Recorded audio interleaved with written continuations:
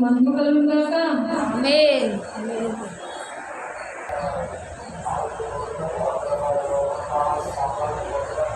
ఈరోజు మనం ఏం నేర్చుకున్నామంటే శ్రమలు. ఎన్ని శ్రమలు వచ్చినా ఏసైని విడిచిపెట్టకూడదు. ఆ శ్రమలు కూడా ఎలా వస్తాయి, ఎన్ని రకాలు ఉన్నాయనే విషయాలు మనం నేర్చుకుంటాం. ఒకటి ఏంటంటే మనుషుల దగ్గర నుండి వస్తాయి, దేవుడి దగ్గర నుండి వస్తాయి, మరలా సాతాను దగ్గర నుండి వస్తాయి. మనం తప్పులు చేస్తే మన ద్వారా కూడా శ్రమలు వస్తాయి. కాబట్టి ఈ 4 రకాల శ్రమల్లో కొన్ని విషయాలు మనం నేర్చుకుందాం.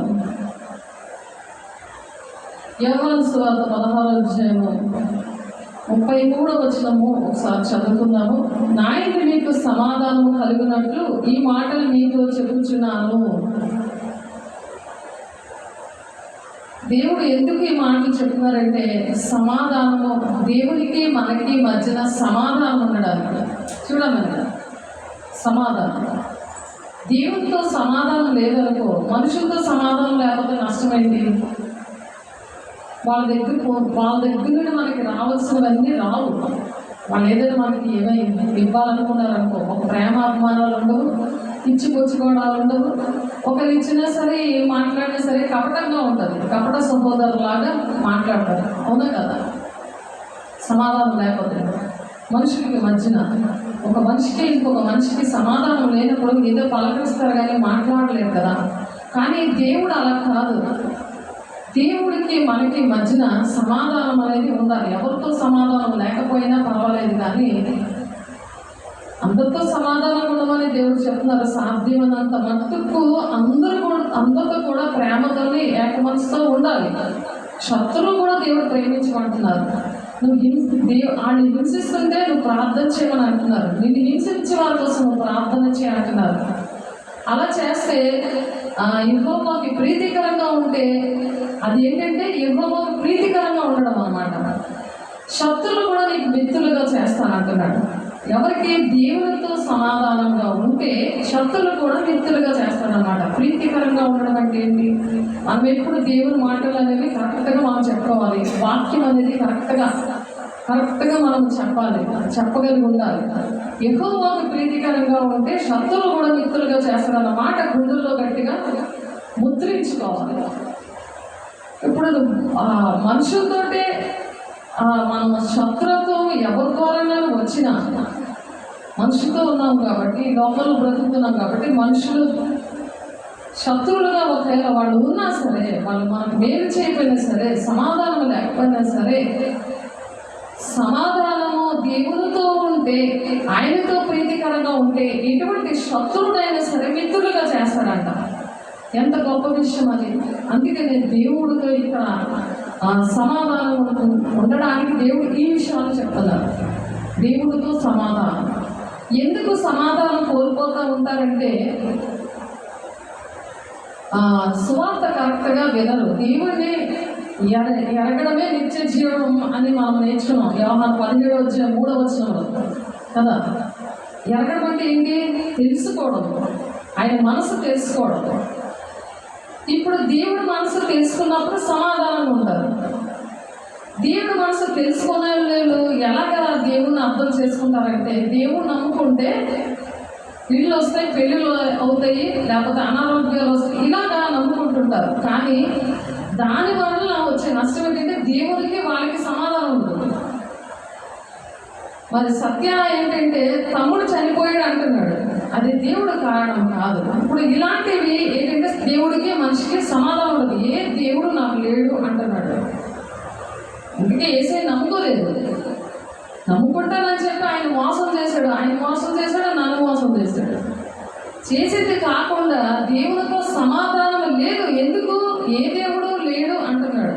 ఎందుకంటే దేవుడు నమ్ముకోవడం దేనికి అంటే నిత్యరాజ్యానికి వెళ్ళడానికి, యువగాలు దేవునితో ఉండడానికి. ఎంత తప్పు చేసినా సరే క్షమించేవాడి భూలోకంలో ఎవరైనా ఉన్నారంటే దేవుడు ఒక్కడే. దేవుడు ఒక్కడే క్షమిస్తాడు. అది మతము కులము భేదము లేకుండా, చిన్న పెద్ద భేదము లేకుండా ప్రేమించే వాడి ఆ దేవుడు ఒక్కడే క్షమిస్తాడు. యేసయ్య ఒక్కడే క్షమిస్తాడు. ఎవరు క్షమించరు, క్షమించి ప్రేమిస్తాడు. ఆ ప్రేమని జాగ్రత్తగా కాపాడుకోవాలి. మళ్ళీ తెలుసుండి ఇక మీదట నువ్వు చెయ్యకు అని చెప్పినా సరే అస్తమాటికి నువ్వు చేస్తుంటే అప్పుడు దేవుడు క్షమించదు. అది కూడా మనం చెప్తున్నాం. అన్యాయస్తులుగానే ఉండనేమో, నీతిమంతులుగానే ఉండనేమో, అపవిత్రులుగానే ఉండనేమో, వారి క్రియల ప్రకారం నేను వారికి జీతము సిద్ధపరిచి ఉంచాను అంటారు. ఎంతకాలము చెప్తారు, ఎంతకాలం ఆయనకు అస్తమాటికి చెప్పగలరు, జీవితాంతం చెప్తారు. మరి దేవుడు వచ్చేస్తున్నాడు, ఆయన వారి క్రియలు చెప్పిన వారికి జీతం ఇస్తాడు. వారు వచ్చేసరికి బండి వచ్చిందంటే ఎక్కడానికి టికెట్ కొనుక్కోకపోతే మరి బండి వెళ్ళిపోయాక ఒక టికెట్ కొంటారంటే దొరుకుతుందా? అలాగే నరకము స్వర్గం అనేది ఒకటి ఉంది. దేవుని దగ్గర మళ్ళీ క్షమించు దేవా, నన్ను క్షమించి ఇంకొకసారి నేను చెయ్యను అని చెప్పినప్పుడు దేవుడు క్షమిస్తాడు. తెలియలేనప్పుడు క్షమించిన నీకు తెలియదు కదా, కాబట్టి నీ కోసం పక్క వాళ్ళు ప్రార్థన చేస్తే వెంటనే ఆయన క్షమిస్తారు. నువ్వు తెలుసుంది కూడా నువ్వు చేస్తున్నావు అనుకో, అప్పుడు అపవిత్రులుగానే ఉండలేమో అంటాడు, నీతిమంతులుగానే ఉండలేమో అంటారు. ఇప్పుడు సమాధానము అందువల్ల కోల్పోతుంది దేవుడికి మనుషులకి మధ్యన. కరెక్ట్గా సువార్త అనేది సరిగ్గా చెప్పలేనందువల్ల, దేవుడిని సరిగ్గా పరిచయం చేయలేనందువలన వచ్చే నష్టాలు, అబద్ధ బోధల వల్ల వచ్చిన నష్టాలు అవి, అబద్ధ సువార్తికులు అలా చెప్పడం వల్ల వచ్చిన నష్టాలు అవి. కాబట్టి ఇప్పుడు దేవుడు ఇక్కడ ఏం మాట్లాడుతున్నారంటే దానివల్ల శ్రమలు వస్తాయి. కొన్ని శ్రమలు, అసమాధానం దేవుడికి మనుషులకి మధ్యన వస్తుంది. ఎవరు నష్టపోతారు? చెప్పిన వాళ్ళు నష్టపోతారు. దేవుడు ప్రతి ఒక్కటి కూడా దేవుడు జీవగ్రంథంలో రాస్తారు. మన మాటలన్నీ కూడా రాస్తారు. కాబట్టి ఆ మాటలట సామెతలు 12:13 ఉంది, పెదవుల వలన దోషము. పెదవుల వలన దోషం అంట అపాయకరమైన ఉరి లాంటిదట. అపాయకరమైన ఉరి వేసుకుంటారు కదా ఎవరైనా క్లాస్లో పేరైపోయినా, లేకపోతే ఇంట్లో గొడవలు అవుతున్నా ఉరి వేసుకొని చచ్చిపోతారు కదా, అలాగా ఉరి లాంటిదంట పెదవుల వలన దోషము, అపాయకరమైన ఉరి అంటున్నారు. ఇప్పుడు అటువంటి ఆ మాటలు మరి దేవుని మాటలు ఎంత జాగ్రత్తగా చెప్పాలి, ఎంత జాగ్రత్తగా దేవుణ్ణి ఎరగాలి, దేవుని మనసును తెలుసుకోవాలి. శ్రమలు రాగా ఆశీర్వాదాలు వస్తే దేవుడు మంచోడా, శ్రమలు వస్తే దేవుడు మంచోడు కాదా? దేవుని కోసం ఇప్పుడు అమ్మ నాన్న పిల్లలు తప్పు చేస్తే కొడతారా లేదా? కాలంలో దొరుకుతూ ఉంటే కొట్టకుండా మానేస్తారు. ఒరే నాన్న వెళ్ళొద్దంటారు. తర్వాత దరువులు పడతాయి కదా, 3 సార్లు 4 సార్లు అలా చెప్తా ఉంటారు. మళ్ళీ చక్కగా స్నానం చేసి పెడితే మళ్ళీ కాలంలో వెళ్ళి దొల్లు వస్తే ఏం చేస్తారు? మరి మనుషులకే అంత కోపం వస్తుంది, మరి దేవునికి మరి ఎంత కోపం అనేది దేవుడికి రాదా? మరి శ్రమలు రావా? దేవుడి మాట వెళ్ళలేనప్పుడు దేవుడు కూడా ఏడుస్తాడు. కానీ గజ్జి వస్తుంది, చెప్తుంది, తల్లి చెప్తుంది, తండ్రి చెప్తాడు, గజ్జి వచ్చేస్తుంది, కోరుకుంటున్నప్పుడు వాడికే నొప్పి పడుతుంది. కానీ తల్లికి తండ్రికి నొప్పి రాదు కదా. సేమ్ అలాగే దేవుడు కూడా బాధపడుతుంటాడు. అప్పుడు తల్లిదండ్రులు కూడా బాధపడతారా లేదా? నీటికి అలర్జీగా వచ్చింది, అస్తమాటికి వెళ్ళి ఆ మంచి నీళ్ళు ఆడకుండా కుళ్ళు నీటిలో వెళ్ళి ఈత కొట్టడానికి వెళ్ళిపోతున్నాడు. మాట వినట్లేదు, ఆ చెరువులో వెళ్ళి ఆ పిచ్చి చేపలు పట్టుకొని వస్తున్నాడు. ఆ చేపల కోసం ఆ కుళ్ళు చెరువులో వెళ్ళి చేపలు పడుతున్నాడు. ఇలా అలర్జీ వచ్చేసింది అని బాధపడతారా తల్లిదండ్రులు? అలాగే దేవుడు కూడా మనం చూసి బాధపడతారు అనమాట. కాబట్టి సమాధానం అనేది దేవునికి మనుషులకి మధ్యన ఆ సమాధానము ఉండట్లేదు. కాబట్టి 33వ వచనంలో, యోహాను 16:33 వచనంలో, ఇదిగో మీకు ప్రతి వాడిలో ఎవరి 32వ వచనం, ఇదిగో మీలో ప్రతి వాడిని ఎవరి ఇంటికి వాడు చెదరిపోయి నన్ను ఒంటరిగా విడిచిపెట్టు గడియ వచ్చే ఉన్నది. అయితే తండ్రి నాతో ఉన్నాడు కనుక నేను ఒంటరిగా లేను అంటున్నాడు యేసయ్య. ఎందుకంటే యేసయ్య చక్కగా నేర్పించిన వాళ్ళు కూడా సమాధి దగ్గరికి వస్తుంది లేరు, వాళ్ళు పారిపోయారు శిష్యులు. ఎందుకంటే యేసయ్య రూపంలో ఉన్నారు. శ్రమలు యేసయ్యకి పెట్టిన ఆ శ్రమ వీళ్ళకు కూడా పెడతాడని మనుషులుగా ఉండి భయపడి పారిపోయారు. ఏదమ్మా విన్నాల కలుమైపు ఆ శ్రమలు అలాగా వస్తున్నాయంటే ఆలోచించాలి.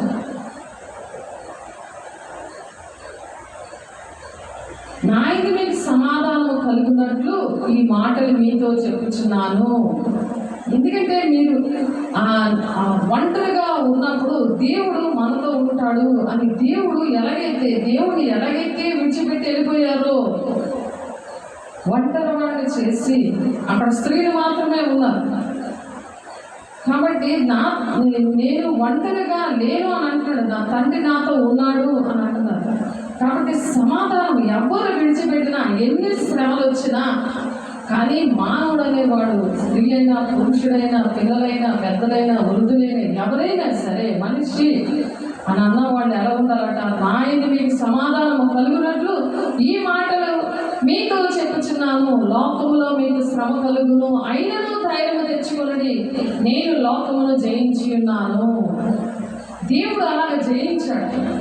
ఎంతమంది విడిచిపెట్టినా శాస్త్రులు, పరిచయులు, సద్దుకైలు, ధర్మశాస్త్రోపదేశకులు అందరూ కూడా దేవుని మాటలు భక్తి పరులు సేవకులు వాళ్ళు అయినా సరే దేవుని మాటలు నచ్చలేదు. తండ్రి చిత్తం ఏంటో అర్థమవ్వలేదు, దేవుని ఎరగలేదు వాళ్ళు. అందువలన సమాధానం లేదు. కాబట్టి నాయన మీకు సమాధానము కలుగునట్లు నేను మీకు ఈ మాటలు చెప్తున్నాను. దేవునికి మనకి సమాధానం అనేది ఎప్పుడు ఉండాలి? ఆ సమాధానం లేకపోతే మనమే నష్టపోతాం. కానీ ఆ సమాధానం లేకుండా ఉందనుకో, సాధారణ మధ్యలో దూరిపోతాడు. కాబట్టి యోహాను సువార్త మొదటి యోహాను 4వ వచనంలో, చిన్నపిల్లలారా మీరు దేవుని సంబంధులు, మీలో ఉన్నవాడు లోకములో ఉన్నవాని కంటే గొప్పవాడు గనక మీరు వారిని జయించి ఉన్నారు.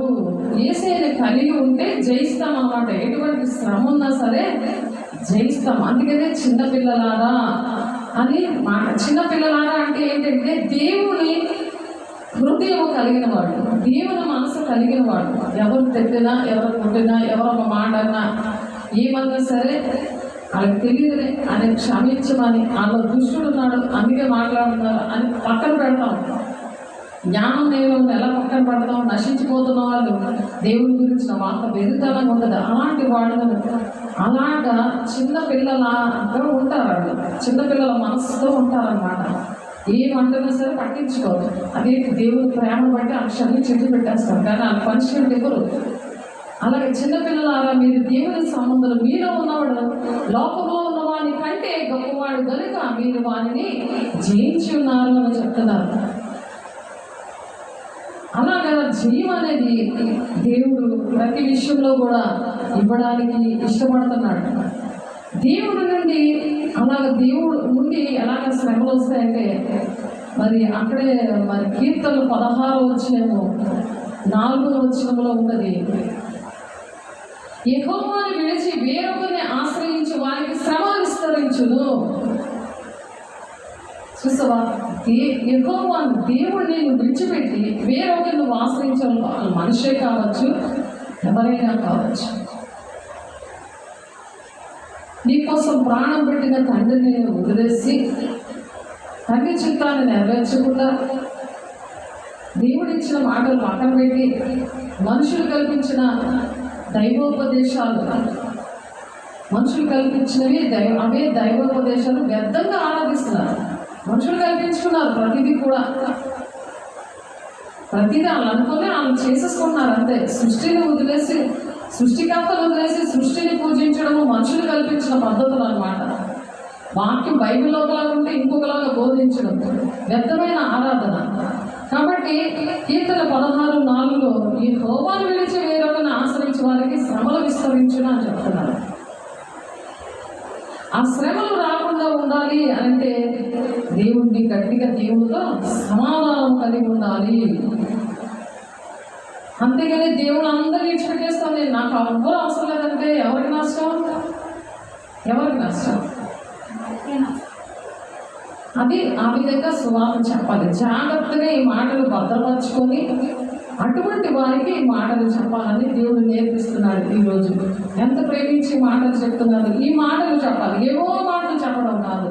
దేవుడు ఏ మాటలు చెప్పారో దేవుడు చెప్తున్నారు కదా, నాతో సమాధానం మీరు సమాధానం ఉండండి, నా ఇది మీకు సమాధానం కలిగినట్లు నేను ఈ మాటలు మీతో చెప్తున్నాను అని చెప్తున్నారు కదా. లోకాలు నేను జయించాను, మీరు కూడా అలా జయించండి. ఎన్ని శ్రమలు వచ్చినా సరే నేను జయించి మీకు చూపించాను. అంత శ్రమలు మీరు పడరు కదా, అంత అన్ని శ్రమలు మనం పడగలమా? ఆయన జయించాడు కదా, మనం జయిస్తామని మనకు ఒక విశ్వాసం ఉండాలి కదా, నిరీక్షణ ఉండాలి కదా, ఒక ధైర్యం ఉండాలి కదా. అది చెప్పాలి. మనం పొందుకున్నాము, మనకు తెలిసింది, అది తెలియలేని పిల్లలు ఎంతమంది కుటుంబంలోని సంఘంలో దేశంలో పాడైపోతున్నారు. వాళ్ళందరి లెక్క మనల్ని అడుగుతారు. కాబట్టి ఆ మాటలు బాగా నేర్చుకోవడానికి దేవుడు ఈ అవకాశం ఇచ్చినందుకు దేవుడు వందనాలు చెల్లిస్తూ ఆ మాటలు వెంటనే వినాలి.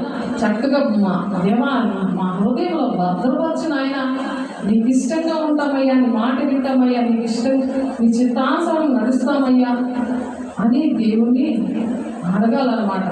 అడిగినప్పుడు దేవుడు ప్రతి విషయం కూడా చేయడానికి సిద్ధంగా ఉన్నారు. అలాగే 2 తిమోతి 3:17 క్రీస్తు యేసునందు సద్భక్తితో బ్రతుకును ఉద్దేశించే వారికి హింస తప్పదు అంటున్నారు. ఏంటి తప్పదు? సద్భక్తితో. సద్భక్తి అంటే నిజమైన భక్తి, సత్యమైన బోధ, దేవుడు నేర్పించిన అపోస్తల బోధ. దేవుడు నేర్పించింది ఒకటి, మనుషులు చెప్తుంది ఒకటి. అది మంచిదా? టీచర్ చెప్పింది ఒకటి, పరీక్ష రాస్తుంది ఒకటి అయితే ఎలాగవుతుంది? పాస్ అవుతారా? అలాగే నిత్య జీవం దొరకదు. పరీక్ష వేరే పడలేదు, కానీ నరకానికి వెళ్ళిపోతే దేవా నువ్వే కదా చెప్పావంటే, నేను చెప్పలేదమ్మా, ఆ మనిషిలో ఉండే దెయ్యం వచ్చి చెప్పింది, నువ్వు వాక్యం చూసుకోలేదా, బైబిల్లో లేదా, నువ్వు చూసుకోమని చెప్తున్నావు కదా. పౌలు గారు చెప్తున్నప్పుడు అక్కడ అందరూ కూడా చూస్తున్నారు. ఆ వాక్యం కూడా మనం చెప్తున్నాం కదా. చూసుకోవాలి, రాసుకోవాలి, అవి ఉన్నావా లేవా అని పరీక్షించుకోవాలి. అందుకే వాక్యం పట్టుకొని నేను చెప్తాను, ఏదో కథలాగా చెప్పేది ఆ మాటలు, నా మాటలు అవుతాయి. దేవుడి మాటలు మనం ఏంటి జాగ్రత్తగా కూర్చి ఎలా ఉందో అలా చూసుకొని అలా చెప్పాలి జాగ్రత్తగా. లేకపోతే ఎవరితో 3:1 కఠినమైన తీర్పు ఉండదు. అలా ఇష్టం వచ్చినట్టు చెప్తే, ఇష్టమైన నీ మాటలు చెప్పేవనుకో, ఇష్టం వచ్చిన మాటలు మనం చెప్పకూడదు. దేవుడు ఏడు చెప్పారో అది వివరించి చక్కగా దేవుని బిడ్డలకు చెప్పినప్పుడు దేవునితో సమాధానం ఉంటుంది. దేవునితో సమాధానం అనేది ఉంటుందని దేవుడు ఆశపడి చెప్తున్నారు. యెహోవాను విడిచి వేరొకరిని ఆశ్రయించి వారికి శ్రమలు విస్తరించును.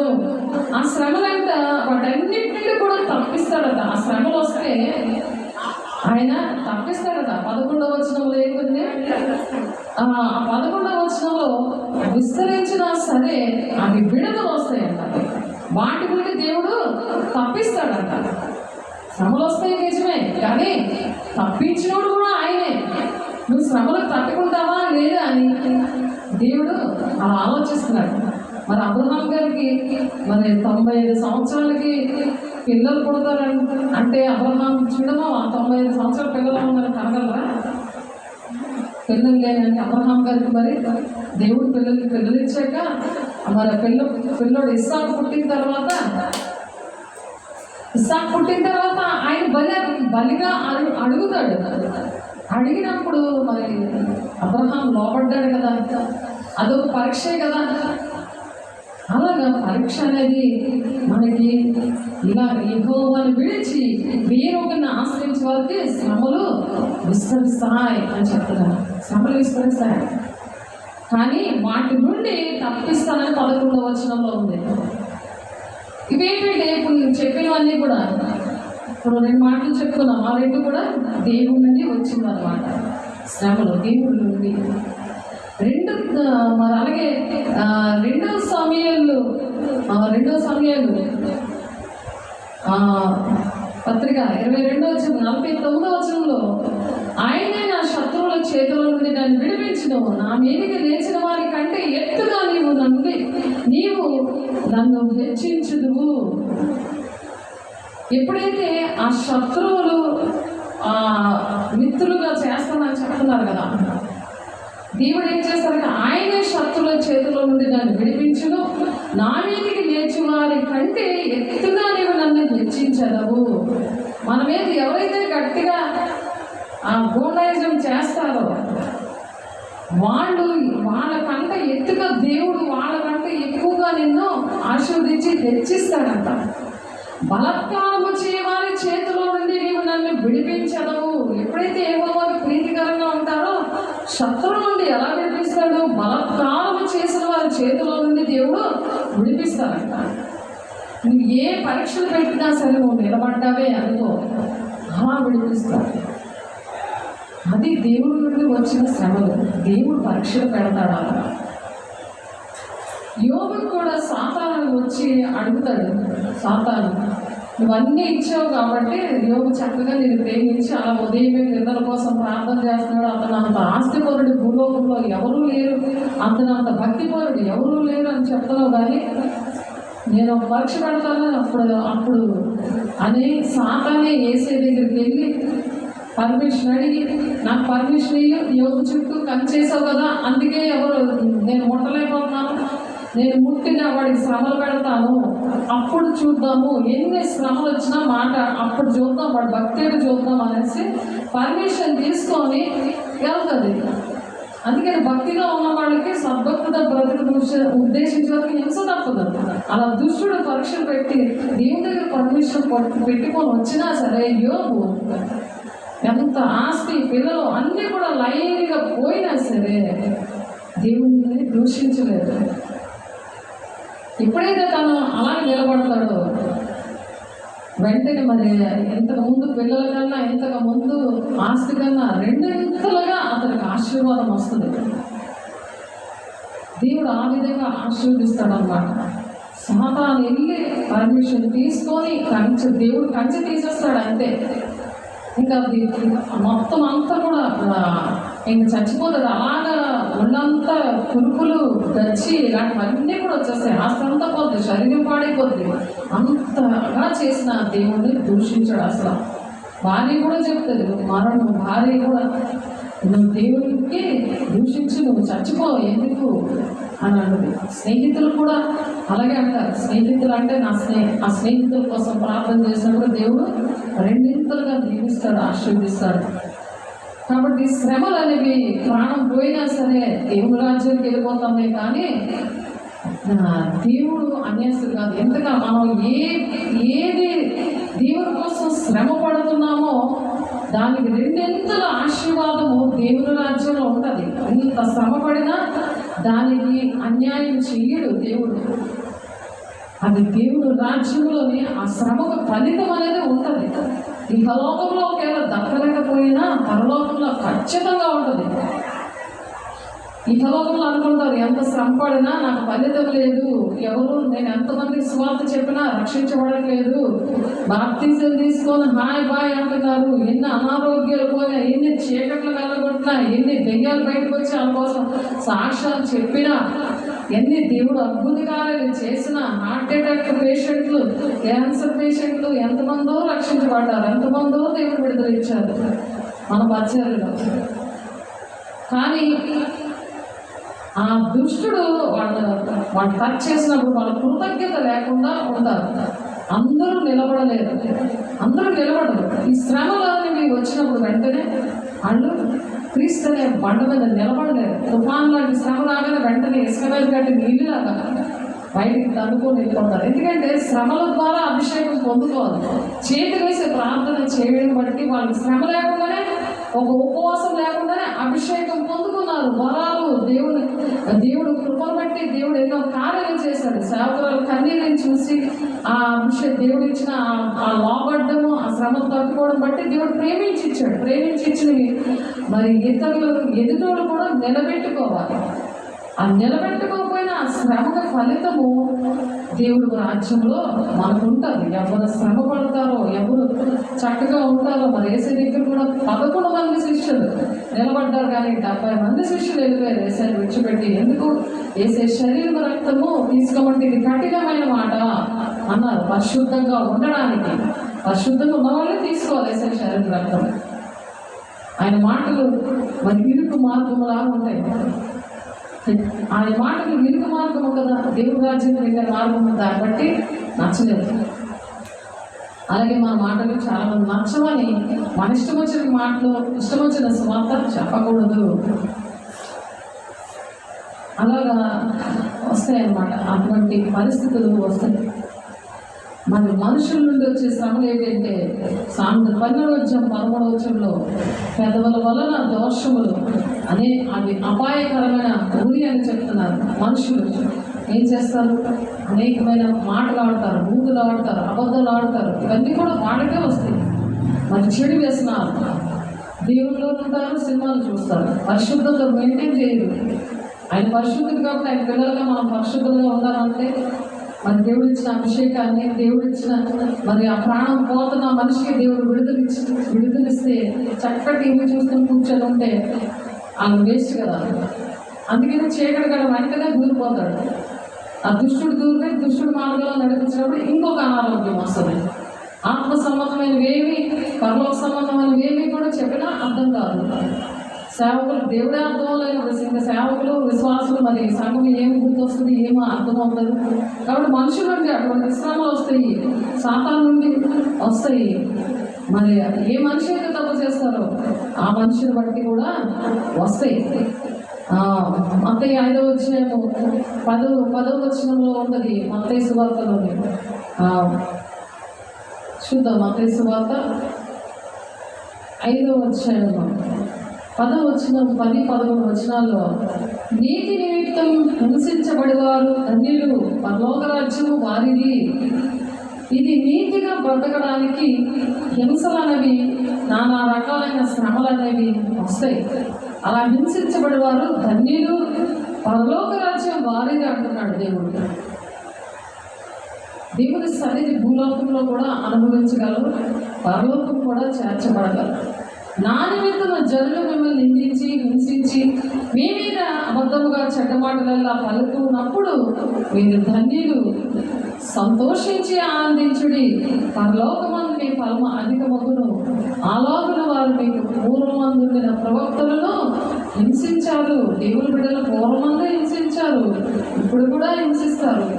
కానీ మీరు దేవుని రాజ్యం కావాలంటే దేవుని విషయంలో బాధలు వస్తాయి అని చెప్పాలి, కానీ ఆశీర్వాదాలు వచ్చేస్తాయి, మీరు బాగుంటారు మనం చెప్తాం. కానీ దేవుడు ఇష్టపడతాడు.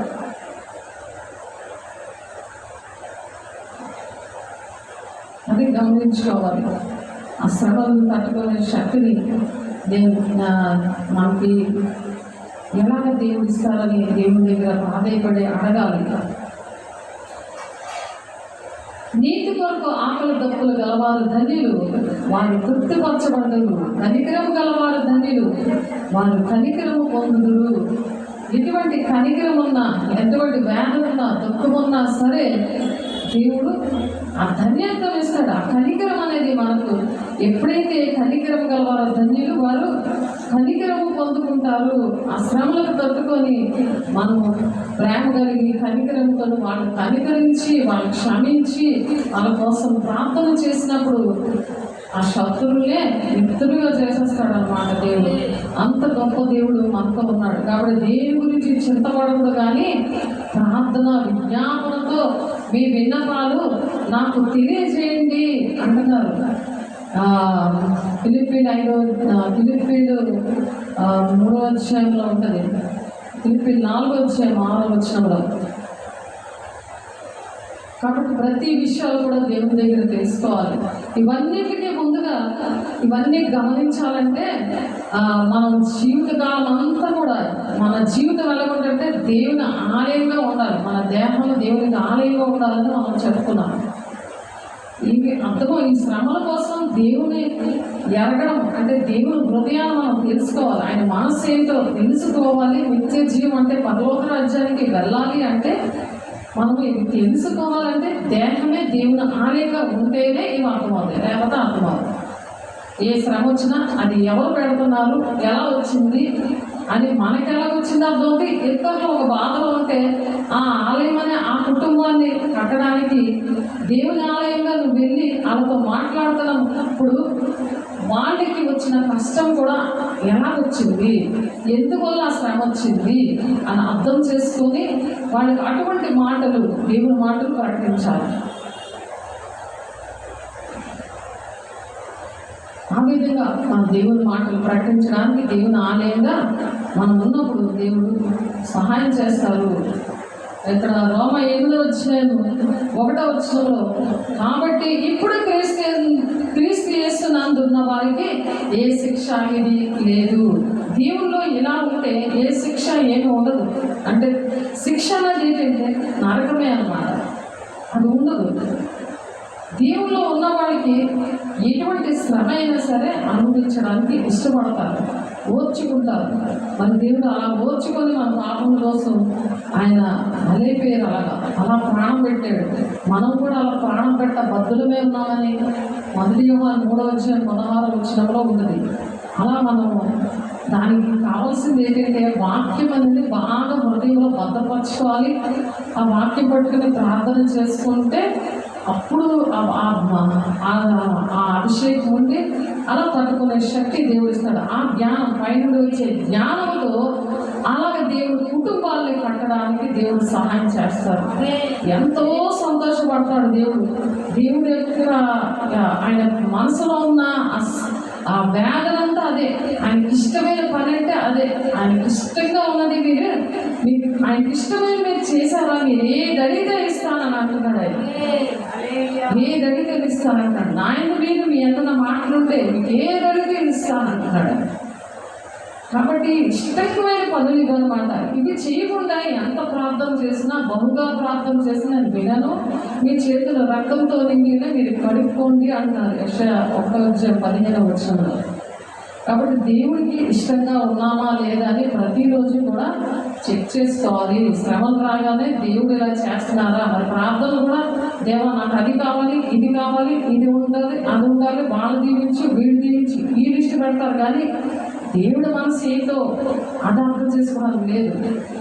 ఆయన మనసు అర్థం చేసుకుంటే ఆయనకు ఆ విధంగా దేవా నీకు నీ మనసుకు తగినట్టుగా నేను ప్రవర్తిస్తున్నానా లేదా, అంతే కదా. మా ఇంట్లో ఎవరికైనా ఏదైనా కావాల్సిన మనం చేసి పెడుతున్నా మనం మాట వింటారు. వాళ్ళకి ఇష్టమైన వండేది పెడితేనే మాట వింటారు. నీ నువ్వు చేసుకో, నీ అంత నువ్వు బతుకు అంటే ఎవరికి మాట వింటారు? చెప్పు, ఎవరికి మాట వింటారు?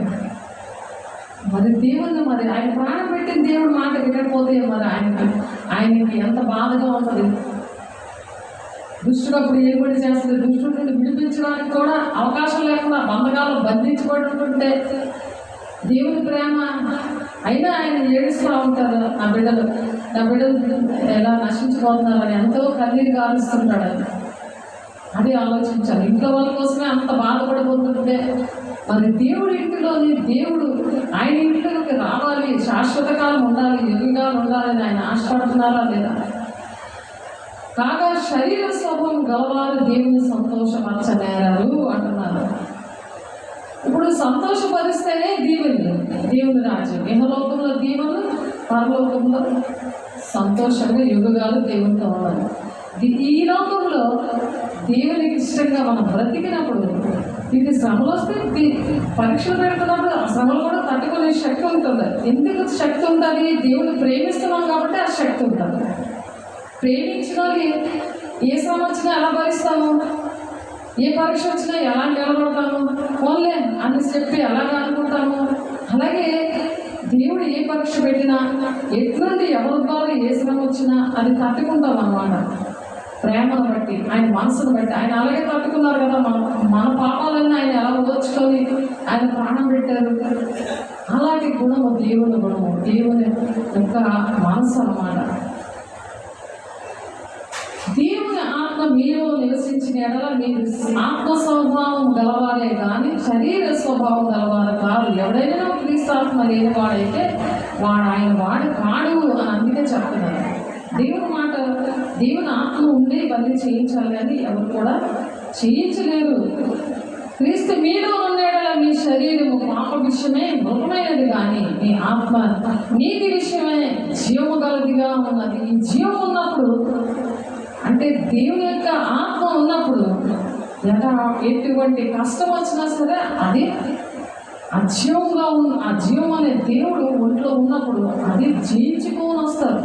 ఆ జయించుకొని వచ్చినప్పుడు దేవుడు వాళ్ళతో ఉండి ఆ శ్రమల నుండి విడిపిస్తారట. శరీరానుసారంగా ఉంటే అలాగా విడుదల రాదు. ఆత్మానుసారంగా ఉంటే విడుదల వస్తుంది. క్రీస్తాత్మ, అందుకే క్రీస్తాత్మ లేకపోతే నా వాడు కాడు అని అందుకే చెప్తున్నారు. దేవుని సంతోషపెట్టేవారిగా, ధర్మశాస్త్రం లోబడేవారిగా ఉండాలని అక్కడ వాక్యం చెప్తుంది. అలాగే మత్తయి సువార్త 16వ వచనము 24వ వచనంలో కూడా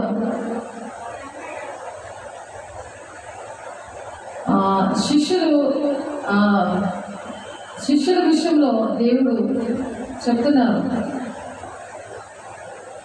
అప్పుడు యేసు తన శిష్యులను చూచి, ఎవడైనను నన్ను వెంబడింప గోరిన తన్ను తాను ఉపేక్షించుకొని తన సిలువనెత్తుకొని నన్ను వెంబడించండి. అంటే ఎన్ని శ్రమలున్నా సరే నన్ను వెంబడించండి, ఎన్ని పనులున్నా సరే పక్కన పెట్టి నన్ను వెంబడించండి, నా సిలువనెత్తుకొని వెంబడించండి. అంటే శ్రమల్ని మీరు అవి పట్టుకుంటూ మీరు వెంబడించండి. అంటే దేవునికి సమాధానం ఉండడం, దేవుని ప్రేమించడం, దేవుని సమయం ఇవ్వడం, దేవుని పని చేయడం, దేవుని పిల్లల్ని రక్షించడం, అనేకమైన కుటుంబాలు కట్టడం. ఇది దేవుని సిలువనెత్తుకొని నన్ను వెంబడించండి అని శిష్యులతో చెప్తున్నారు.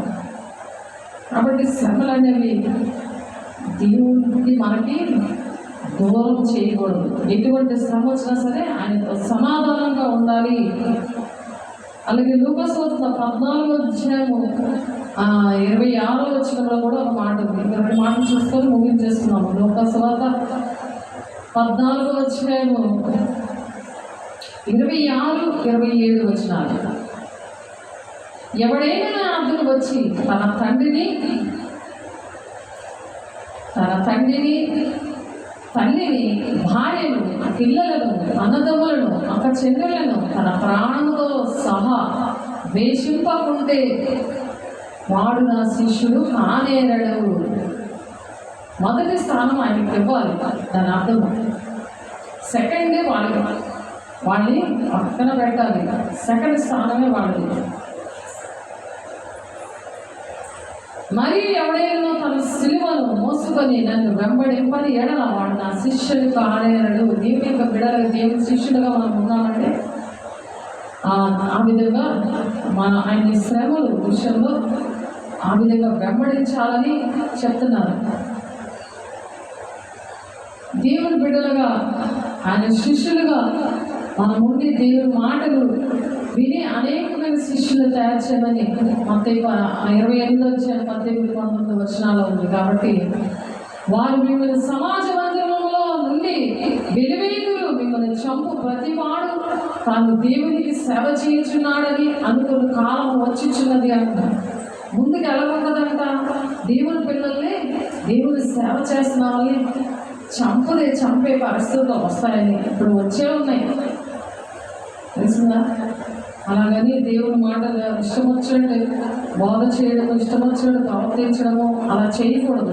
దేవుని మాటలు ఎలా ఉన్నాయో అలా చెప్తేనే జీవగ్రంథంలో పేరు ఉంటుందని ఉంది. ఒక అక్షరం కూడా అటు ఇటు తీస్తే మరి ఆ తెగుళ్ళు వస్తాయని ఉంది. ఎప్పుడది ప్రకటన 22వ అధ్యాయం 18-19 వచనాల్లో ఉంది. చేతికి నీవు నాకు ఇచ్చిన పని నేను సంపూర్ణంగా నెరవేర్చి భూమి మీద నిన్ను మహిమపరిచితిని అని చెప్తున్నారు ఇక్కడ యేసయ్య. మనకి దేవుడు ఇవి ఇచ్చారు. ఆయన ఎన్ని శ్రమలు పడి శిలువ మీద కూడా ఆయన మనకి చెప్పవలసిన మాటలు, ఆ 7 మాటలు కూడా చెప్పి ఆ జాగ్రత్తలో చెప్పారు. ఇప్పుడు కూడా యోహాను 16-33 వచనంలో కూడా అదే మాట చెప్పారు. నాయన మీకు సమాధానం కలుగుతాడు, ఈ మాటలు మీతో చెప్తున్నానని. లోకంలో మీకు శ్రమ కలుగుతుంది. ఆ శ్రమ కలిగినప్పుడు అయినా సరే మీ ధైర్యం ఉండండి, నేను లోకంలో జయించాను, మీరు కూడా జయించండి, నిద్రమొత్తుని జయించాలి, ఎలాంటి పరిస్థితులున్నా జయించాలి, నేను జయించాను అని ఆయన సవాలుగా చెప్తున్నారు. చేతికి నాకు ఇచ్చిన పని నేను సంపూర్ణంగా నెరవేర్చి భూమి మీద నేను మహిమపరిచాను. సంపూర్ణంగా చేయాలి ఈ పని. సగం చేసి నేను చేస్తాను కదా అనకూడదు. సంపూర్ణంగా చేయాలి అంటే అంత వరకు కూడా చేయాలి, చచ్చిపోయే వరకు కూడా చేయాలి. చేశారు కదా, సువార్త చెప్పాడు ఆ తమ్ముడికి. ఆయన కాబట్టి అంత వరకు కూడా తండ్రి చిత్రాన్ని ఆ విధంగా నెరవేర్చారు. యోహాను సువార్త 17:4 ఉంది మాట, చేయటకు నీవు నాకు ఇచ్చిన పని నేను సంపూర్ణంగా నెరవేర్చి భూమి మీద నేను మహిమపరచాను. మనం కూడా భూమి మీద ఆయన్ని మహిమపరచాలి. దేవుడికి మహిమ తేవాలి అంటే మంచి పేరు తేవాలి, ఆయన గొప్ప చేయాలి, మన పేర్లు కాదు. ఇవన్నీ కూడా దేవుడి మాటలు. దేవుడు మన పరిశుద్ధంగా ఉంటే మనలో ఉంటే ఆయన మాట్లాడతాడు, వాడుకుంటాడు, అద్భుత కార్యాలు మహత్కార్యాలు చేస్తారు. నాకన్నా మీరు గొప్ప కార్యాలు చేస్తారని యోహాను 14:12 చెప్తున్నారు.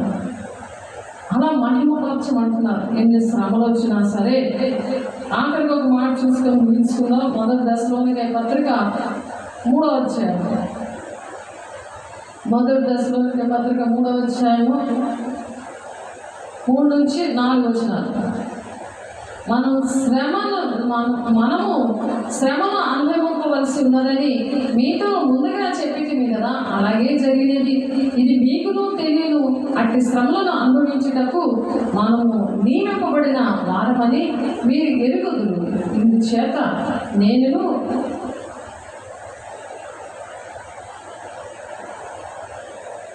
ఇది 4వ అట్టి శ్రమలను అనుభవించుటకు మనము నియమింపబడిన వారమని మీరు ఎరుగుదురు అంటున్నారు. 3-4 దశలోనికే సంఘానికి ముందుగానే పౌలు గారు చెప్పారు. ఏమని? శ్రమలు ఇలా సంభవిస్తాయి, మనం ఇలా ధైర్యంగా ఉండాలి. చావైనా రేవేలా బ్రతుకుడు క్రీస్తే చావైతే లాభమే. చావైతే లాభమే అంటే ఏంటి అర్థం? చచ్చిపోతే ఎక్కడికి వెళ్తాము? ఇక్కడ ఈ శ్రమలు ఎక్కడికి వెళ్తామా? చచ్చిపోతే లాభమే ఎందుకన్నాడు పౌలు? బ్రతుకుడే క్రీస్తే, అందుకనే లాభం కదా అది. అందుకనే బ్రతుకుడే క్రీస్తు, చావైతే లాభమే అన్నాడు ఆయన. అందుకని ఆ విషయాలు, ఆ శ్రమల విషయాలు ముందుగానే దశలోనికే సంఘానికి పౌలు గారు చెప్పారు. ఇప్పుడు దేవుడు మనతో చెప్తున్నారు, మనము శ్రమలను అనుభవింపవలసి ఉన్నదని మీతో ముందుగా చెప్పింది కదా, అలాగే జరిగినది. ఇది మీకునూ తెలియను. అట్టి శ్రమలను అనుభవించుటకు మనము నియమింపబడిన వారమని మీరు ఎరుగుదురు. దేనికోసం నియమించాడు దేవుడు? శ్రమలు పొందుకోవడానికి నియమించాడు. అలాగంటే ఒక్కరే మాట వింటారా? దేవుడి ప్రేమ ఎంతమందికి అర్థమవుతుంది? దేవుడి ప్రేమని ఎరగడమే నిత్య జీవం అంట. తెలుసుకోవడం ఎంత భాగ్యం. అది జాగ్రత్తగా చెప్పాలి, జాగ్రత్తగా చెప్పాలి. శ్రమైన, ఖడ్గమైన, హింసైన, ఉపద్రవమైన దేవుడి ప్రేమని ఎడబాటుదని అని చెప్తున్నారు. కాబట్టి ప్రార్థన చేసుకున్నాము. పరిశుద్ధ ప్రేమ గల దేవ, అభిషక్తు కానీ కృపగల నామములు అయా, మీరు ఇచ్చిన కృపలు బట్టి స్తోత్రాలయ్యా. నా బలము నీవే నాయనా, మా భాగ్యము నీవే, మా దాగు చోటు నీవే ప్రభా. అయా నీ శ్రమలు నాయన, అయా ఎంతో గొప్ప నా తండ్రి. మా శ్రమలు నా తండ్రి, మా నాయన మేమన్ని శ్రమలు పడలేమని తండ్రి నాయన మమ్మల్ని నాయన దాచి కాపాడి నడిపిస్తున్నావయ్యా. అయా నీ వందనాలు, స్తోత్రాలు. ప్రతి విషయంలో కూడా మీరు నిలబెట్టుకుంటున్నారయ్యా. అయా ప్రతిదీ కూడా దాన్ని ఆదిలో పెట్టుకున్నారు, మీరు నడిపిస్తున్నారు. మీ చిత్తానుసారంగా అయా మాకు విడుదలిచ్చారు, రక్షణ ఇచ్చారు, మోక్షం ఇచ్చారు ప్రభు. అయా తండ్రి నాయన, మాకు అది నాయన నిరీక్షణగా నాయన, అయా మా తండ్రి మాకు ముందుగానే నాయన ప్రతి ఒక్కటి బయలుపరిచి ఆ నిరీక్షణ మాకు ఇచ్చారు ప్రభు. నీ స్తోత్రాలు నాయన. అయా నా తండ్రి, మా అతిశయం ఏంటంటే నా తండ్రి 1 కొరింథీ 1:12 అయా అటువంటి అతిశయం మాకు ఇచ్చారు. నాయన వందనాలు. మరి భిన్నమైన బోధల నుండి నాయన మీరు విడిపించండి. ఇంకా ఎంతమంది నశించిపోతున్నారు ప్రభు. నా తండ్రి 1 తిమోతి 6:3 ప్రభు ఉన్నట్టుగా నా తండ్రి ఆ బోధ నుండి ప్రతి ఒక్క బిడ్డని విడిపించండి. ఆ బోధల వల్ల ఎంతమంది శ్రమలు పొందుకుంటున్నారు డాడీ. నాయన వారిని క్షమించి కనికరించండి. మరి 1 పేతురు 3:14 నాయన, మీరు ఒకవేళ నీతి నిమిత్తం శ్రమపడిన మీరు ధన్యులు, వారి బెదిరింపులకు భయపడద్దు, కలవరపడద్దు అని చెప్తున్నారు నాయన. అయా నా తండ్రి అటువంటి అయా కృపను మాకు అనుగ్రహించినందుకు వందనాలు. ఇంకా నువ్వు అనుగ్రహించండి. నీ మహిమతో నింపండి, నీ సాక్ష్యాలు నిలబెట్టండి. మిమ్మల్ని సంతోషపెట్టే బిడ్డలుగా మమ్మల్ని దీవించండి. అయ్యా అనేకమైన శ్రమను అనుభవించి దేవుని రాజ్యంలో ప్రవేశించాలి అని చెప్పి అపోస్తలులు 14:22 ప్రకారం నాయన నీ రాజ్యంలో ప్రవేశించాలంటే అయ్యా మరి శ్రమలు పొందుకునే ప్రవేశించాలని చెప్తున్నా ప్రభు. పౌలు భక్తుడు నా తండ్రి నాయన ఆ విధంగా నాయన నేను క్రీస్తుని పోలు నడుస్తున్నాను, మీరు నన్ను కూడా నడవండి అని చెప్తున్నారు ప్రభు. అటు విధంగా మమ్మల్ని దీవించి ఆశీర్వదించి అయా నా తండ్రి మీ కృపలో వచ్చి అయా సమస్తము నీ బలమైన హస్తాలు అయా మేము అర్పించుకుంటున్నాం మా జీవితాలు ప్రభు. నీకే అంకితం ప్రభు మా జీవితాలు. అయా మాకున్న కలిగిన అంతా కూడా నీకే అంకితమిస్తున్నాం ప్రభు. మా జ్ఞానం లేదు ప్రభు నాయన, మా జ్ఞానము మా సర్వము సమస్తము నీవే నాయన తండ్రి. సమస్తం ఇచ్చి నడిపిస్తున్న దేవా, మమ్మల్ని ప్రేమించిన దేవా, మమ్మల్ని ఎంచుకున్న దేవా అయా తండ్రి నీవే అధ్యక్షత వహించి ఈ సన్నిధి కాపుదల సంరక్షణ అయా మీ నుంచి మీరు నడిపిస్తున్నందుకు నాయన వింటున్న ప్రతి ఒక్క బిడ్డని నూరంతలుగా ఆశీర్వదించి మరి నా తండ్రిని సాక్షిగా నిలబెట్టుకొని నేను సంతోషపెట్టే వారికి హృదయవాంఛను తీరుస్తానని నాయన కీర్తన 37 మీరు చెప్తున్న విధంగా ప్రభు ప్రతి ఒక్కరు హృదయవాంఛను తీర్చి అయ్యా నీకు ఇష్టమైన బిడ్డలుగా నాయన ఆయా నీ అరచేతుల చెక్కి మమ్మల్ని నాయన నడిపించుకొని సమస్త మహిమ ఘనత ప్రభావం మీరే పొందుకుంటున్నందుకు వందనాలు స్తోత్రాలు చెల్లిస్తూ ఆటంకపరిచిన ప్రతి దురాత్మ శక్తులు ఏసునామములో మీరు రోమ 16:20 ప్రకారం మా కాళ్ళకి మీరు చిదగొడుతున్నందుకు ప్రతి ఒక్కరిలో ఉన్న దురాత్మ శక్తులు దూరవచ్చండి వేస్తున్నాము ప్రభు. ఆ శ్రమలకు తట్టుకోలేక నా తండ్రి నాయన అయ్యా విరోధ భావంతో నీకు దూరమైపోతున్న బిడ్డలే అయా సేవకులకి సంఘాలకి అయా నాన్న తండ్రి నాయన దూరమైతున్న బిడ్డలందరినీ మీరు దర్శించండి, మాట్లాడండి అయ్యా. నేను ఎరగడమే నిత్య జీవం అంటున్నా ప్రభు. నీ మనసేదో తెలుసుకోవడానికి సహాయం దయచేయండి. ప్రతి దుష్ట శక్తులాగా ఏసినాడు ప్రతి ఒక్క గృహాలోంచి కుటుంబాలోంచి బయటికి నామములో నీ మహిమగల నామల కుటుంబాలను ప్రభు నీ ఆధీనంలో పెట్టుకొని నడిపించండి. అభినయించే మేఘస్తంభాన్ని మా కుటుంబాల చుట్టూ సంఘాల చుట్టూ నీ సన్నిధానం నుంచి చిత్తానుసారమైనగా ఉంటేనే నాయన తండ్రి చిత్తాన్ని ఎవరైతే నెరవేరుస్తారో వాళ్ళే దేవుని రాజ్యానికి వెళ్తారన్న ప్రభు.